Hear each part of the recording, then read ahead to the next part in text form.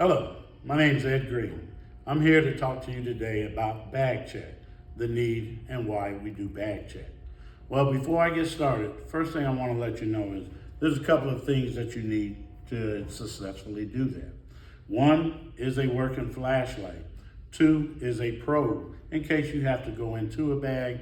Never ever want to put your hand in. Always use a non-metallic item to go in to do your probing to see what's there. So when we talk about bag check, why do we do bag check? I get this question quite often. And the simple answer is it's to prevent disallowed items from coming into the facility. So I teach my guards to always say that particular statement. And you can phrase it any way you want, but never tell them it's to check for guns, it's to check for knives, check for bullets, because then you pigeonhole yourself. So whenever you're asked, why do we check? It's to prevent disallowed items from coming into the facility. So let's do our check. So the first thing we have is a very small bag. So with this bag, there's no need for the probe, so I'll put it down. This could be what they would consider a clutch bag. There are some people that will do the crush and feel, and if they don't feel anything out of the ordinary, they pass that bag through. Well, I'm here to tell you, if there are zippers, you want to check in there. So, by opening this, first of all, there is a knife, even though it is a small knife. It is a utility knife on this particular bag. That would not be allowed to go in. Before I would go any further, I would tell them, please take that back to your vehicle and give them the option to either check it in at a locker if it's there or to take it to their vehicle. Well, let's say they took it off and they're going to take it back and they come back and this is no longer on there. The crush and feel, we talked about it. Although there's just a little small password book, in between the book is a knife. So just doing a crush and feel, even on a small bag, would not have detected that knife. So you have to look in it. The knife is open, okay? So once again, that will not be allowed to come in. Once you tell the guests to take that back to their vehicle, you may get pushback from time to time. If you get pushback, get your supervisor involved. If they just throw the knife down and say, I'm not going back to the car, you throw it away. That's okay too. But we don't throw it away. We'll give that to the supervisor. We should never be seen taking someone's item and throwing it into the trash, because they will write letters and they will say that me, security officer, took my family heirloom, something that my great uncle fought in the war for, the war of 1810, and it's been in the family. So don't let them put you in that particular predicament. Let them throw it away or give them the option to take it back to their vehicle or check it in if there's lockers available. So now let's talk about something a little bigger.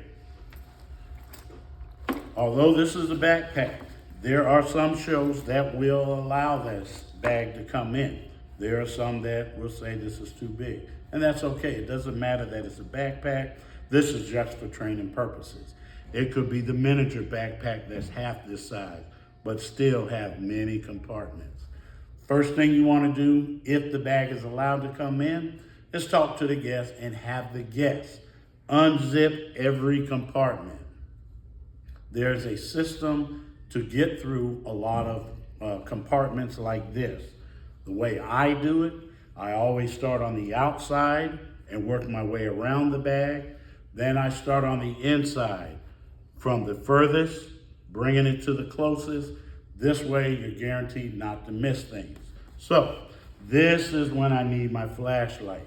If you were to look in here, you will see that even though we're under bright lights, you cannot see everything so clearly. Once you put a flashlight on it, things stand out clearer. So all good security officers should have a working flashlight. Please make sure you have one. So at this time, we're going to do our check. And as I stated earlier, I start from the outside and I work my way around, checking all outside compartments. So here's something that you need to look at. Although this is a set of keys, and we see that it's a set of keys, you would probably want to have the guest take them keys out, because if you do, you will find, first of all, there's mace. Mace are not allowed into most facilities. Disallowed items has to come off. Well, what else do we have on here? Don't take it for face value, they're keys, because although they look like keys, and there are some keys on it, they also have a couple of knives that are made to look like keys. So, things like this definitely can't come in. Imagine the damage this can do if someone were to want to do harm to someone. So, you would tell them, please take that back to your vehicle and allow them to do it. So at this point, let's just say they took everything off and they're clear to come back. So they come back with the bag, and we've already checked the outside. But when they come back, you would have to start all over because you don't know what they could have put in there. So once again, start on the outside and work your way around, looking at all outside compartments. Then we start here and work our way back. Now, with this light, I just noticed they had another knife, so that would not be able to come in. And if you look a little closer, they had a razor. That would not be able to come in. So as you check all compartments, with this one being unzipped, I would have the guests unzip it. Once they unzip it, although it looks something innocent like toothpaste and toothbrush, it also has a razor. Would you allow this to come in? I wouldn't, because all they got to do is break the safety, and now they got a razor. So, unfortunately, cannot come in. Finish doing your checks.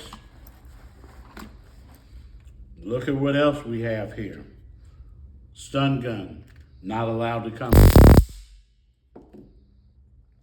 Also have what they consider a safety belt cutter, along with a glass punch that is designed with spring tension to break many glasses.